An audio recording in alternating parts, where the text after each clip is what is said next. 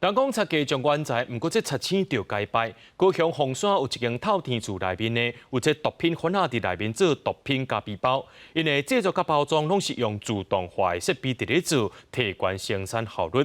目前这检警也抓到5名嫌犯，而且也查到毒品原料相关的证物，目前已经甲移送法办了。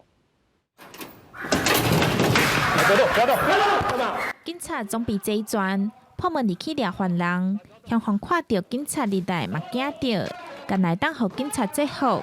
因是毒贩集团，检警先经过几啊个月追踪，发现嫌犯利用红刷这间老厝做掩护，来秘伫内底制作毒品。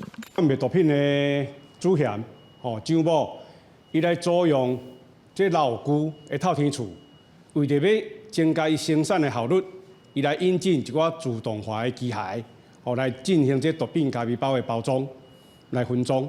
原来这涂骹一包一包亲像咖啡包的物件，其实拢是毒品。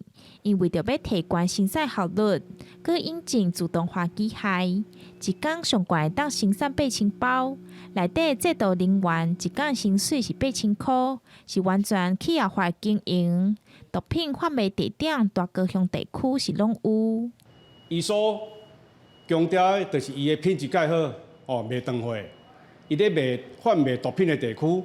规个大高雄地区拢有，阮专案人员几啊个月会来跟踪来调查，来进行搜索，来甲破这个贩毒的集团。警方伫现场查到毒品甲自动化机械、现金等等证物，5个嫌犯依法上班，嘛呼民众毋通因为好奇去食毒。记者钟义辉、邱昭勇高雄报道。